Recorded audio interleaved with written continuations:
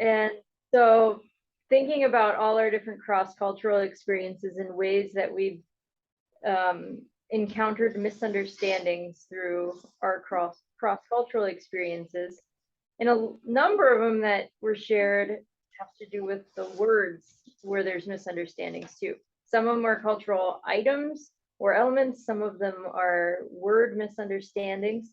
And just thinking about words themselves, how words have changed over time. So for instance, thank you, Hannah. Yeah.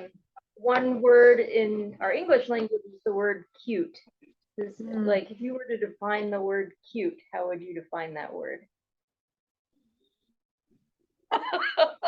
Well, something pleasing to the eye. It's kind of Yes, Pretty.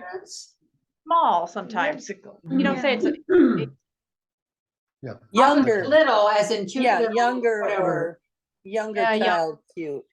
cutie Pretty. pie. I call little friends cutie pies. So I'm going to read a piece from Charles Dickens. This is from Barnaby Rudge, and it has the word cute in it. It's from 1841. It's at the end. And it's a conversation between a locksmith and a woman at her house, and they're talking about the woman's son. Come, that's better than nothing, replied the locksmith. Who was the bearer? And it was a letter that had arrived. Barnaby, of course. Barnaby's a jewel, said Varden, and comes and goes with ease, where we who think ourselves much wiser would make but a poor hand of it. He is not out wandering again, I hope. Thank heaven, he is in bed. Having been up all night, as you know, and on his feet all day, he was quite tired out. Ah, neighbor, if I could but see him oftener so, if I could but tame down that terrible restlessness. In good time, said the locksmith, kindly, in good time. Don't be downhearted. To my mind, he grows wiser every day. The widow shook her head, and yet, though she knew the locksmith sought to cheer her, and spoke from no conviction of his own, she was glad to hear even this praise of her poor benighted son. He will be a cute man yet, resumed the locksmith.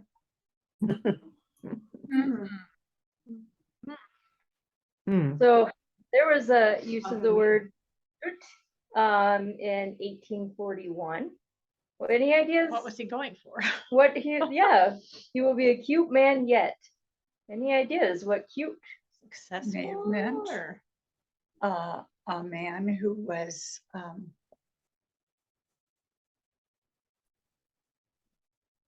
almost sounds successful or like less not persevering or something. Could it be pleasing to the eye? It could be pleasing. He'll be a handsome man. stable, a Stable? stable man, because Yes. it sounds like he's a runabout, I've never heard and yeah, he's And on more the go all the industrious or time. something. Yeah, Could be productive or something. yeah. That's what I'm trying to think. Productive, industrial. So the word cute originally was a shortened word for the word acute. Oh, It would be acute, and so and then they'd write apostrophe cute to make it a little shorter, and then it shortened down to cute.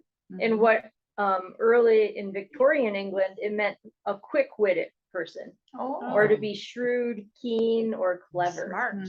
So smart. And we hear a little bit of that still in some of our language. I was trying to think of a phrase Yeah. that like, don't get cute with Don't be me. cute. Yeah. Don't be cute. Yeah, when you say it that way. Don't be smart. Yeah, that That's true. don't be like Hadn't we thought of that? witty in a way. Yeah. So that's the older meaning of the word cute when we use that phrase. And the newer meaning is how we had defined it with one another. So the word cute in our languages, there's so many words. How about the phrase, this is one from that our teens say, rent free. What does rent free mean? Means you can live in an apartment or a space without paying rent. Okay. That's the literal meaning. I don't. The other idea is what rent free means. Oh, how about if it has no tears? Okay. It has no tears. Oh. Ah. Ah, So you're talking like how teens use it slang? Yeah. So how Oh. are teens using it now then too as Rent slang? free. It's living rent I free. don't know this one. Not even from my younger staff. Oh, living at home with mom and dad. Well, there you go. So another definition of rent-free is thoughts in our minds that live rent-free in our Oh. minds, that like we can't get them out of our heads and they're stuck. Huh. They're rent-free in Or our songs. minds is another Hmm. way that it's used. Another one is no cap. What? Yeah. No cap. CAP, CAP. Is it all one word? Two words. Two words. no cap. You don't have a cap on. Nope, you don't have a cap on. No Uh, stopping point? No stopping point. Okay. There's no cap on a bottle. You're using lowercase letters? Yeah, so it's Yeah, not serious, it's benign. No, Okay. I have no idea. Oh, there's no limit. Somebody said limitless, right? Yeah, No really. limit. Oh, no cap. no, no ceiling. Yeah, no cap, yeah. That makes sense. So another way it's being used now is to Yeah. say that something is totally true and it's not a lie. It's Oh. true, What? no cap, No lie, no cap. no cap. Where did Hmm. that come? Yeah, Yeah. where did that come I from? think I've never heard it. You have to That talk one with. doesn't make sense to me. I'm really in trouble. Has anybody ever heard anybody say it that way? No, No. Word. not even my middle school nieces, I've but heard somebody say no cap. Another one that I've heard a lot, teens around here, they say Yeah. sus a lot. Have you Say heard what? sus? It's sus, Yeah, that's, S-U-S, sus. Sus. oh What is no, that? I've heard S-U-C-K. So, What's that? no, sus is like, it's suspect. it's like suspicious. I Yeah, knew that that's one. suspicious. Oh. It's dust. Oh, wow. Yeah. Be able to talk to My any 20-year-old young people. coworkers do use that So one. it's best They not still to use that understand language. language, regular English. They're I just think. adding slang. We all add slang. I It's their guess. own language. Just like what was some slang terms from when Oh. you were a teen? Cool. Mhm. That's what kids used to say. And it drove me crazy. What did you Oh, say? we say cool. all the Don't time. use that word No, no, no. anymore. I don't like that What did you- word. What did you say when you were a I teen? think that was when big I in the was a 90s. teen- Cool. a teen, May I please do this, mother? Oh, Dope is another one. Something's dope. instead of a drug. Yeah, Wicked. no, it's dope. It's cool. Yeah, yeah, okay. As a good- I've never heard that one. You haven't heard Wicked? that? Mhm. No, You haven't wicked. like- Great. It But means that- Like Solid. wicked smart. Wicked smart. wicked smart. What are you gonna say? That's In Boston, wicked. you're wicked Yeah. smart. Yeah. Hmm. But you can also use it the other way. It's just got multiple meanings. Word. Word. Yeah, like that. The way you use it. Mhm. So words are living and they change with every generation and even within generations. Yeah. And even With words that technology. we think we know so much about, like the word cute, Yeah. has so many other meanings behind Yeah. it and a story behind it Yeah. in many of our words too, Interesting. as well. So we're gonna Another Take a one look- Leah's using is that's ugly. Not does that meaning mean? what somebody looks like, but that just the whole, a situation or what's going, that's ugly. Yeah. Mhm. Sometimes when she talks, I don't understand her.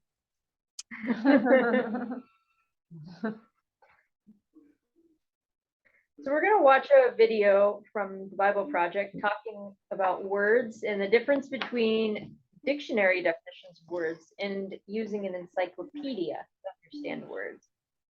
Before we get into that, I brought some Hebrew resources because we had talked about Yeah. some Hebrew resources. Mm. And so this is more on the word side than the encyclopedia side. So like this is an interlinear Bible. I'm going to show and then we'll pass it. Okay. And then this is Oh, my. what it looks like on the inside. So you would have the Hebrew words on with it and then Oh, wow. also English words Yeah. Mhm. associated with it. And then this one has it written so that you're easily able to read it as well in English. So that's to be able to see both words. Can you pass that? Mhm. So that's an interlinear Bible, and you can get interlinear Bibles with Hebrew English. You can get them with Greek English. You can get them if you've got a different first language or language you're learning. You can get it with that language, with English, or with Hebrew or Greek or whatever. And then it can help figure out, especially if you know a little bit about both languages, or a little bit about the second language in there. It can help you find some additional meanings of the words as you're looking through it too. Or to see the different names of God. Like you can go to an interlinear Bible and look up, okay, they're saying God here in English. What are they using in Hebrew for that? Yeah. And to be able to see Oh, what it wow. is in Hebrew. So it's got the Bible passages, and then it's breaking it down into Right. Hebrew and English. And remember That's Hebrew, neat. that if you are reading an interlinear, remember Hebrew reads from right to left. And so it's a little confusing. It takes a little bit to get used to that, Mhm. especially with an interlinear, because you're reading right to left, but then you have to read the English words left to Left to right. And so it makes it a little more confusing. Yeah, that would be confusing. Well, that's why I was reading from left to right, and it didn't make any sense at all. But it would if you read that from right to left. You can also get, this is a NIV interlinear, Mhm. so the NIV translation. You Mhm. can also get interlinears with other translations as Uh-huh. well. Usually not like a brand new type of translation. It Yeah. takes some time to get the resources Yep. with it. I'm sure there's NRSV interlinears though too. Mhm. King James interlinears, whatever your Mhm. preference would be. Mhm. Here's another type of resource. This is a concordance. Oh, And so this is used a little differently. So in the interlinear, you can look at the word in English or the word in Hebrew and see how it's being translated as you go through. In a concordance, you can find the Hebrew word. There's also a concordance just in English. And so you'd find the Hebrew word, and then you can see all the places where that Hebrew word is Oh, used uh-huh. in the Bible. So this is a helpful resource to be able to look at it and then get context clues of what that word might be meaning, because it tells you what scriptures that word is used in, Mhm. and you can go back and read. It gives usually a little phrase, but you go to the Bible and then you can read the longer phrase to get the wider I context. just start that with Jana.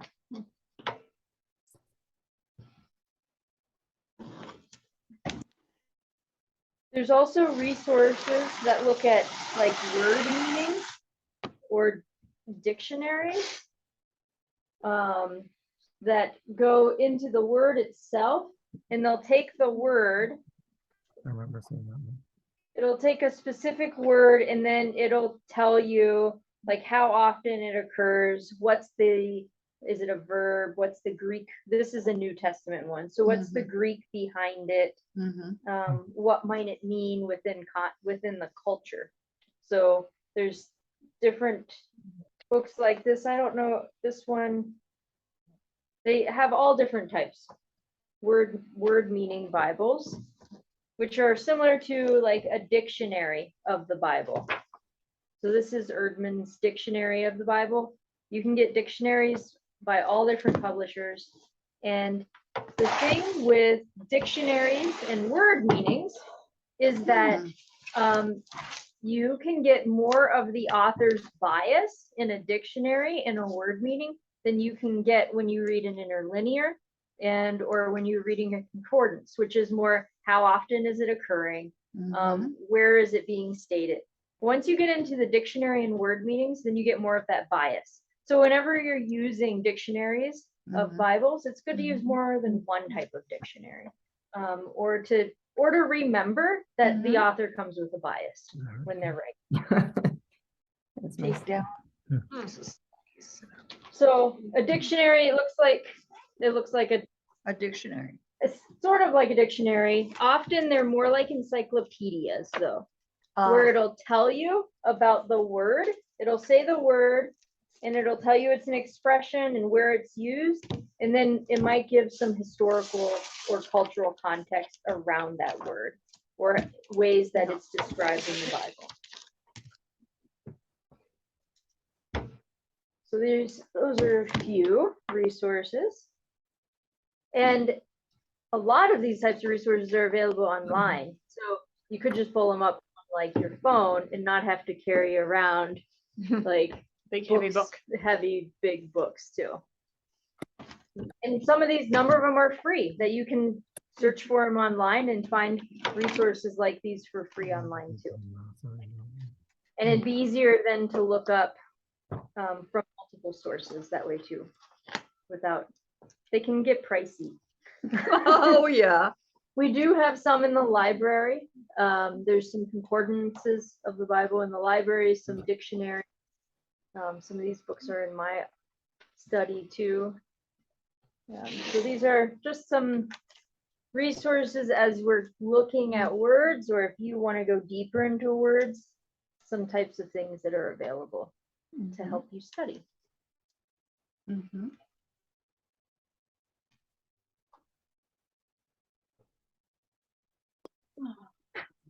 Any questions on that? There's also like a lexicon too, can be helpful, but I would say that's more an advanced tool. And if you don't know more about like a Hebrew English lexicon, you really do need to know your Hebrew alphabet pretty well. Can to I use see that. the interlinear Bible? And it can be a harder tool to use than some of these others.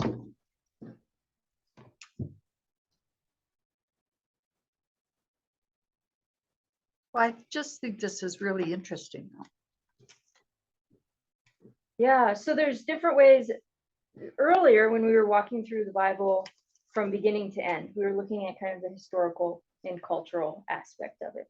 And we've got our Friday Bible study that looks at what does this mean to our lives and kind of applies that as well. And then right now in this Bible study, we're looking at the word aspect. So that's a whole nother area that you can approach the Bible and get a very different angle than the other ones. And so it's helpful to have these different angles to understand the Bible in new ways.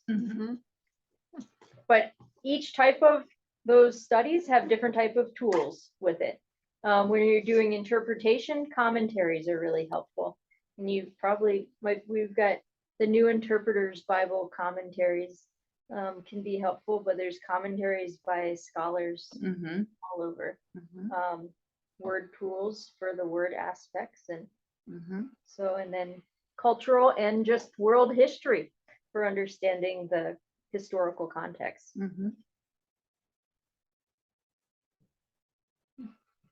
Well, any questions on some of those tools, and we're going to watch a video, which is about a half hour.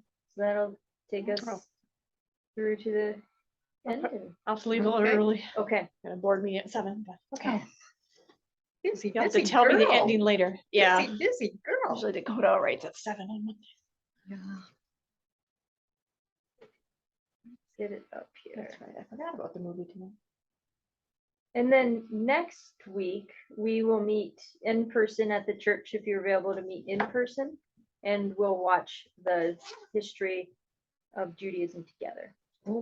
It's a summary from a pretty one person's history. Okay. We can't do it online, right?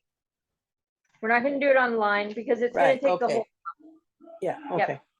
Next week, come in person if you can. If you can't, it's okay because I'll send out the link to that video so you can watch the video on your own too. Okay. But if you want to watch it in a group, to come in person. Okay, so we have no readings for next week. Right. All right. Okay. Let's start this. Let's start it out for us.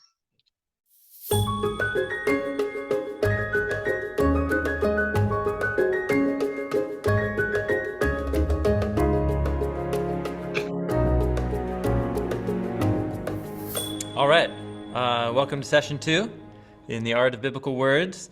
We're going to take the next step, and this is just a concept we're going to introduce. It's very simple. There's a ton of linguistic theory behind it, but it's actually a very intuitive, simple idea because talking, writing, this is the daily stuff of human communication. And these aren't actually really difficult concepts to wrap your mind around. We just observed, both in Jabberwocky and in reading Genesis 1, the opening paragraphs, that one of the greatest challenges we have in reading the Bible is to remind ourselves that we are reading a translation. So we're reading the Bible in our language, but it's a translation of a text that was written in another language. But languages don't exist in vacuums. They exist in times and places and cultures, and are actually inseparable from those times and places and cultures, because language is a morphing, changing, developing thing. This is why whenever you read a book, even in your own language, but from another era of language, so in English, if you try and read things from like medieval English, it's very difficult, even though it's your own language. So when we're reading the Bible, we're reading a text written in a vastly different time and place and culture and language. And depending on the religious community, the church community or tradition you've grown up in, that may or may not ever be talked about or emphasized very much. And for good reasons. Most Christian traditions want people to develop a familiar and positive relationship to the Bible. And over time, that can produce an unintended consequence, which is over-familiarization, which results in that thing that we just experienced with Genesis 1. You think you know, and then when you try and understand, you're like, I don't know, and I'm confused. So there's some gap we need to get in a set of skills to begin crossing here and to become familiar with, and so that it's normal. There's a Hebrew Bible scholar, John Walton, who's done an enormous amount of work in his own scholarly career, writing lots of books, but for wide audiences, especially for the Old Testament, trying to help us understand that language and culture gap and then create bridges of understanding. And he has a really helpful way of putting it. He says it this way. Effective communication requires a body of agreed upon words, terms, and ideas, a common ground for understanding. For the speaker, this often requires accommodation to the audience, using words and ideas they will understand. But for the audience, if they're not native to the language and cultural matrix of the speaker, this means reaching common ground might require seeking out additional information or explanation. In other words, the audience has to adapt to a new and unfamiliar culture. And this is actually, I have found in my experience in pastoral work and in teaching the Bible, this is both an opportunity and a challenge. You don't want to make people feel alienated from their Bibles if they don't have that feeling. But at the same time, you do want people to have a process of defamiliarization, to recognize that language and culture gap, because that's what begins to motivate curiosity. Like you were saying at the end of last session, Renji, curiosity, desire for discovery, because there's some gap I need to cross here. So the way Walton puts it, I think, is helpful because, at least in a world, the 21st century world, where globalization, cross-cultural communication is much more common for more people than it's ever been before in human history. Most people kind of have this intuitive sense that cross-cultural encounters require some work and some thought and some effort. And that's essentially all we're saying, isn't it? That reading the Bible is a cross-cultural experience. And just that concept itself has a few implications that I want to spell out. But let me just first ask how that lands, maybe with each of you personally, but then also think about the Christian traditions that you have been a part of, and whether that concept of the Bible as a cross-cultural experience, if that was at home in your experience of the Bible, or if you think that's something new to you or people that you know. I actually grew up in a church with a lot of international people who had sort of come to know the Lord in Ireland, like in that country. So they were actually what came up a lot in conversation and in Bible study was I understand this word in my own culture. So people like from the Philippines and from Zimbabwe. So I'm understanding this word in my culture, but now it's in the Bible. And what does it mean? Because it means something different to each of us.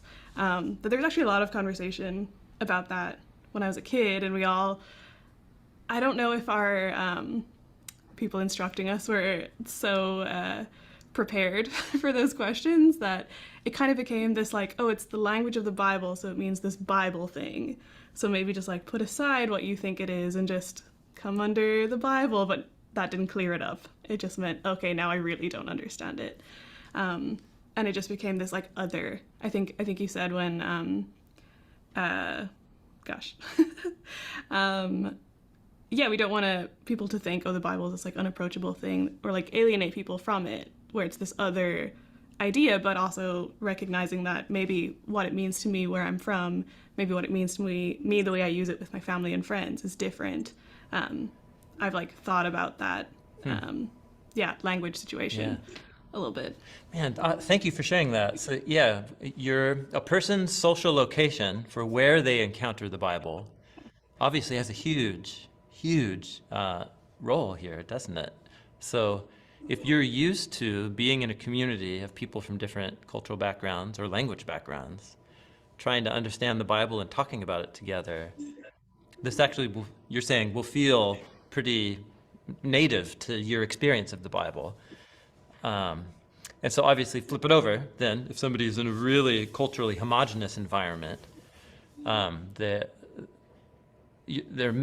person misses out on the richness of the multicultural exchange, and is going to have to do some more work in their basic assumptions that somebody who grew up in an environment like you did wouldn't have to do. So, and that's okay. That's just a part of being human and growing up where you grew up. You know, most of us don't have control over those things as we're growing up. But other thoughts about the Bible as a cross-cultural encounter in your own Christian traditions? I love that phrase.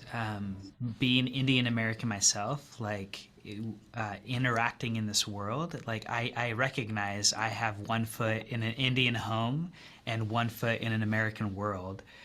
But growing up in my church experience, I don't think we approached the scriptures like that at all.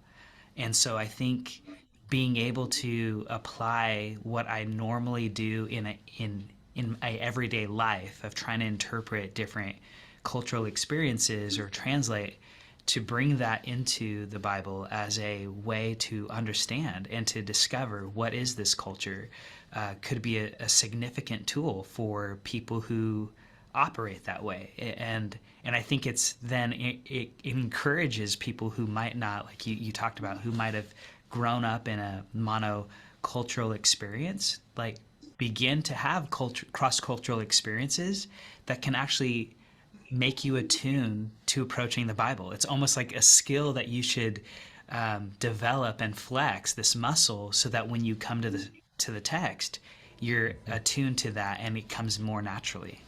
Mm-hmm. Yeah, man. Yeah, well said. Yeah. What if, again, this depends on where you grew up, but what if people's perception of the Bible at large was, man, it shapes people who have open minds, who are curious and eager to learn about the complexity and diversity of the world and all of its peoples. My hunch is that's not what comes to people's minds when they think about the role that the Bible plays in the life of a religious person. But it seems to me that if that's not the case, it's because something's broken in the system, because on every page we're presented with an opportunity to see the world through a different culture's eyes, namely the culture of ancient Judaism, of ancient Israel. Any other thoughts before we take the next step here? Just that it seemed that the Bible, for most of my upbringing, felt like it was this kind of box that I felt like I needed to fit into. And as a person growing up as other, I'm, for a number of reasons, but not the least of which is that I'm a military brat, so we did a lot of traveling. And so I always felt other. And then when I started to look at the Bible as, like you said, it's this cross-cultural thing, then it started to look like something that was a book that was written by other for other. And I was like, I don't know how I managed to grow up not seeing it that way, and always seeing it as something that was written by somebody who was not me for somebody who was not me. And I had to somehow kind of fit in there. And then once I started really studying it and realizing it, no, it was written by people like me, for people like me. And at the same time, like I don't know, just really getting this appreciation for other, just, yeah, in a really good way. Yep. Yeah. Yeah. Yes. Thank you. Yeah, man. Thank you, each of you, for sharing. Those experiences. I'll just quickly add mine. Growing up in the West Coast of America, in a really secularized city, in terms of a little farther along the post-Christian route than maybe some other cities in America, and mostly in like skateboarding, underground, punk rock culture. And so I knew a little bit about the Bible. When I started following Jesus in my early 20s, I didn't know anything. I mean, I skipped out of most of my last 2 years of high school, which is American history and like Western Civ, and like big gaps here, my friends, in my knowledge of these things. And so when I first started reading the Bible, I had no clue. For me, it was so clear I'm encountering another universe, because I don't have reference points for what's happening here. The experience we had with Genesis 1 was like all the time. And so for me, then studying the Bible went along with actually finally going to college and then taking the history of Western civilization and some other history classes. And so it was all, for me, the Bible became the gateway to understand human history and cultures and language. And so it's just so interesting. All of our different stories and encounters with the Bible are so bound up with ourselves personally. And yet what we're all trying to do from our different backgrounds is bridge this gap to this one set of languages and culture and time and place. That is the language and culture of ancient Judaism that produce the biblical text, through which God produced the biblical text.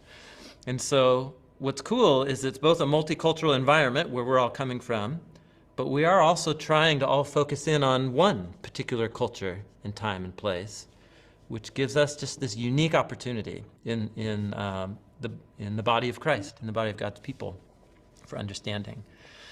So let me kind of take this one more step, kind of focusing back in on language then. What all of this means then, and in light of our last session, is that words are both a foundation for understanding, but they are also a part of the challenge. Why are they a challenge? Because words don't function in a vacuum. They function as a part of a language system.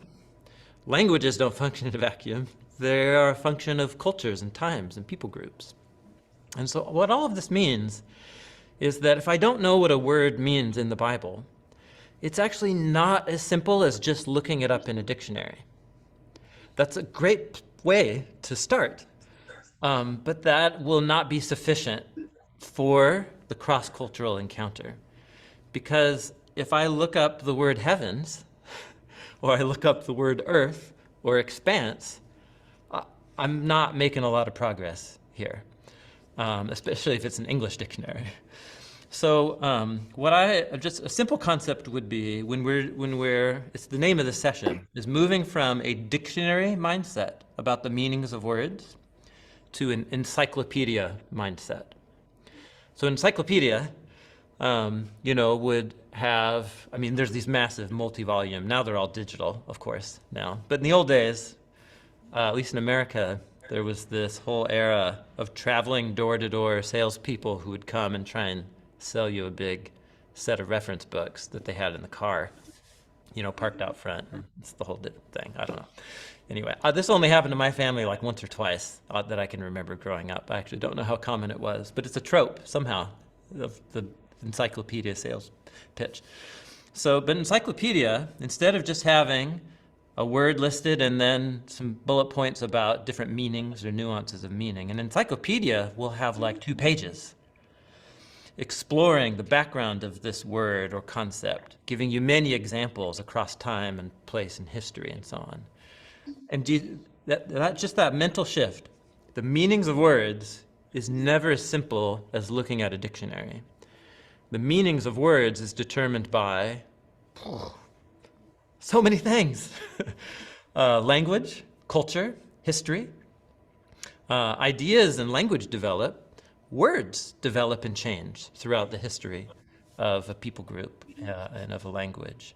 And so what I need to build, this is a set of concepts that I was introduced to by a New Testament scholar I have here in the notes, Stefan Alkier. And he's drawing on the work actually of a novelist and a linguist, philosopher, Umberto Eco, who wrote a number of novels and philosophical works on language, but one of them was made into a movie. The Name of the Rose was, anyway, an American film. I think it came out in the 80s. Whatever. It's this concept that he calls our mental encyclopedias. So let's stop thinking in terms of dictionaries. Let's think in terms of mental encyclopedias. Whenever an author sits down to write, and they use words as the medium of communication, when they're using words, they don't have a mental dictionary. What they have is a mental encyclopedia. And our mental encyclopedias are being stocked and filled from your first waking moments. So that what heaven means to one person and what it means to another person will determine greatly on their unique encyclopedia that they have. So when authors are writing texts, Eco has this concept that you're producing your written words out of a whole encyclopedia. And a text is produced. The text stands in between an author and a reader. Problem: the reader has their own mental encyclopedia that's very unique to their whole life experience. We just shared 4 examples real quickly a few minutes ago. So you can see the complexity involved here now. Then we have a text sitting here in the middle, especially if it's an author you don't have access to. And so the text is the only thing I've got to work off of, at least on a first encounter.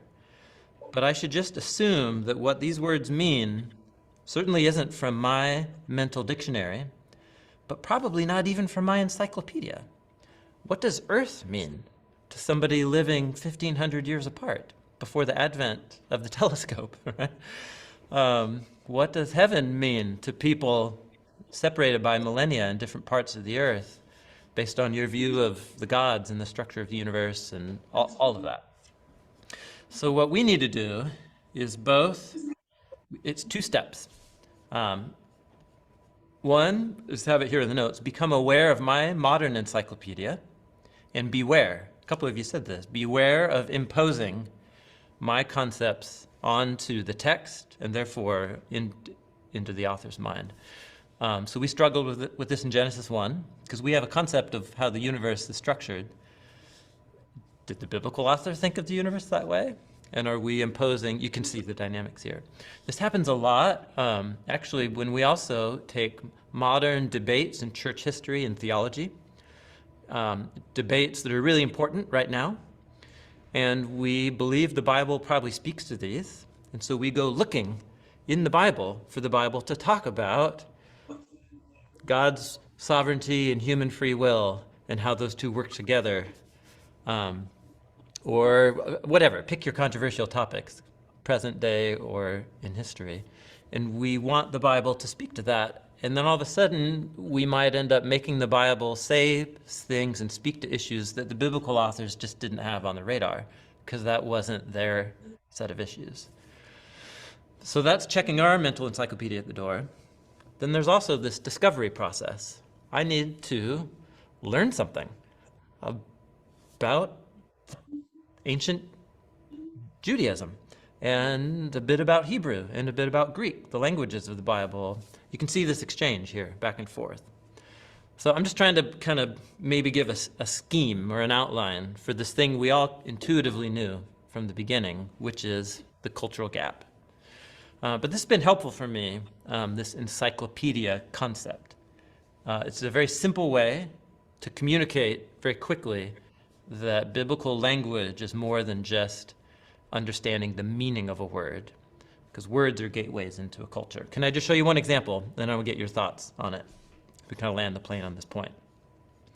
In the Bible, the word heart appears a lot.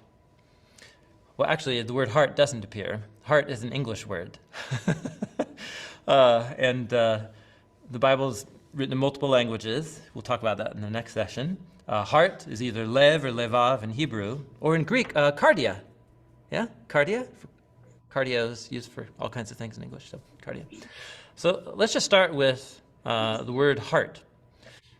Think of the encyclopedia of what the word heart means and feels like in our language. And you can go to different places in the Bible and you can read passages that are like, oh yeah, I get it. That's what I think of with heart too. Let me just show you a couple examples here in the notes. When Moses is at the burning bush alone, and God says that, hey, your brother Aaron is going to come visit you, you will be, when Aaron comes, he will be glad in his heart. It's maybe a little funky English, but like, you get it, don't you? You're glad in your heart. Now, of course, we know like your heart's a muscle, and if you feel joy or glad, there's probably another part of your body that's also being activated. But we get it. This is the way we use the word heart too. In 1 Samuel 1, when Hannah is unable to have children, and he says to her, why is your heart sad? He's a very non-empathetic husband. Don't be like him. He asks, why is your heart sad? But even though I might not use that figure of speech, I get it. It feels native to my encyclopedia of heart. The phrase broken heart actually entered the English language through the Bible, through the earliest English translations, broken-hearted. So I could be reading different parts of the Bible and be like, yeah, heart, I get it. It's just like I think of the heart. And all of a sudden that culture gap feels a little bit smaller. But then you come across other biblical passages, and that gap starts to grow a little bit. For example, when God says to Abraham that he and Sarah will have a child, he said in his heart. Would you guys say that? Use the phrase, say to your heart, say in your heart? I'm getting a negative. No. Oh, we would say, I said to myself. That would be natural, yeah. I was saying to myself. Especially in the shower or on walks. You talk to yourself, maybe. I'm not the only one, I trust. Look at this one in the book of Exodus. God says to Moses, this is about the building of the tabernacle. And, you need a work crew if you're going to build a really fancy tent. And so God says, I've appointed this guy named Aholiab, the son of Ahisamach of the tribe of Dan. I have placed skill in the hearts of all who are skillful of heart. Skilled of heart. You can feel the gap, can't you? There's some concept of heart that's not the way I think about heart. Here, you'll like this one. In 1 Samuel, there's a story about a guy named Saul before he becomes king, and his dad lost a bunch of donkeys. And when he meets Samuel, he's told, don't set your heart on the donkeys because they've been found.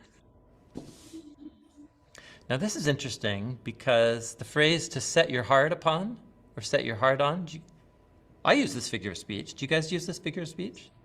Set your heart. If you were going to try and capture the meaning of set your heart on something, how would you describe what that means? To become concerned about something, that something becomes a thing that I focus my attention on or my care. Oh, Yeah. oh, interesting. Okay, wait. Okay, this is really helpful. So you're saying if you were to say the phrase in English, I set my heart on something, it could mean care. You care about it, but you're saying it also could mean to you to worry or be concerned about it. Wow. To become focused on it. Oh, this is interesting. Okay. All right. What about either of you? Yeah. I was gonna say to really want something, to really desire, to have my heart set on it. I'm eager to get towards it or have it. Yeah. Yep. Oh, okay. So, but notice, to have your heart set on something, and then there's this image to set something on your heart. Now, what's interesting, Renji, that's so great, because in my mind, when I see this biblical idiom, what came to my mind was exactly yours, to set your heart on something. That's what it resonates with me. Michelle, you're having a different experience with the same phrase. Lazan, maybe you can be the tiebreaker here. Oh no, I think I'm closer to Renji, but I think of it as an expectation, sort of to set your heart on something, to like expect it to happen or just really hope for it or believe in it. Yeah. Yep. So let's come back like Jabberwocky. Let's read the context of the story. He's been searching for these donkeys for days and days and days. And Samuel says, as for your donkeys that were lost 3 days ago, don't set your heart on them, they are found.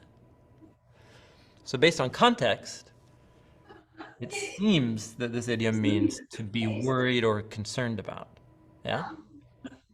So this is an interesting example. So I've got uses of heart that feel familiar to me. You're glad in your heart. You're sad in your heart. You have a broken heart. I have other uses of heart where the culture gap becomes really prominent. Skilled of heart. You say in your heart. And then here's one where I think I know what it means.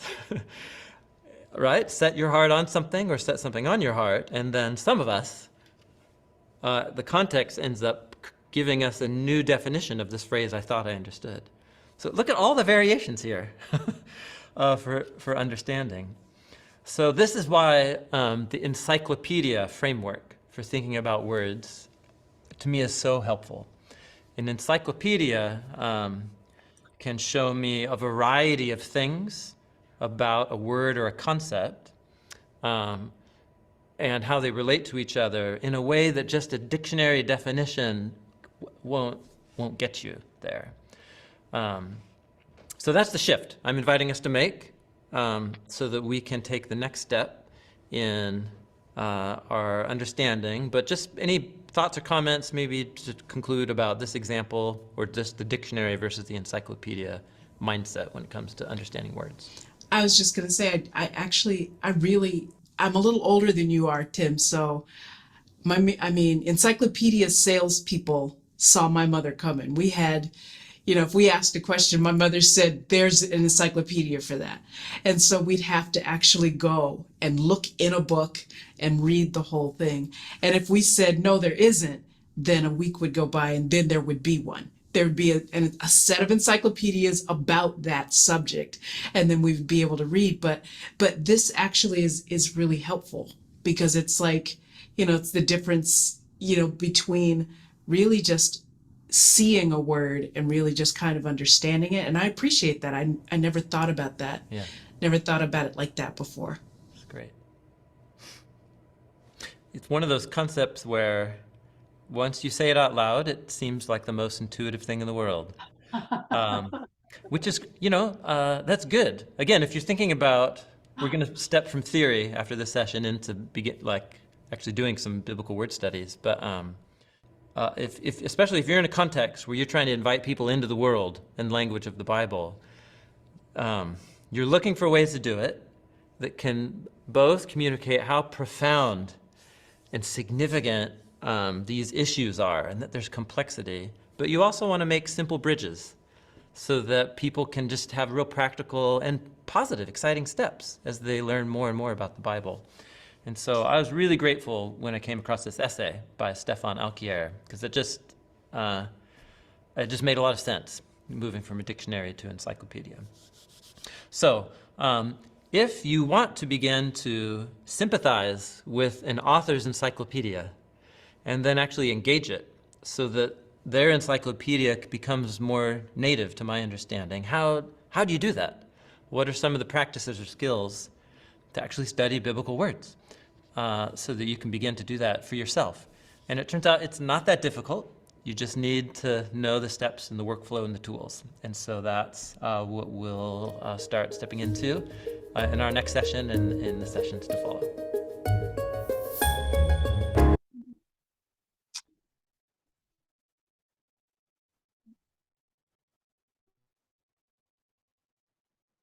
Any reflections from, I like just how he describes it. He does such a great job. I also like the image of if we were all honestly reading and studying the Bible, it is a cross-cultural experience, and then it would be said about the Bible creates open minds one another. I don't know that I mean, he laughed at it because I think that's not always true in people's mindsets of those who study the Bible.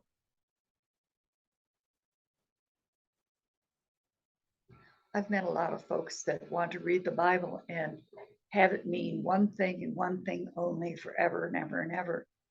And I think that really limits them in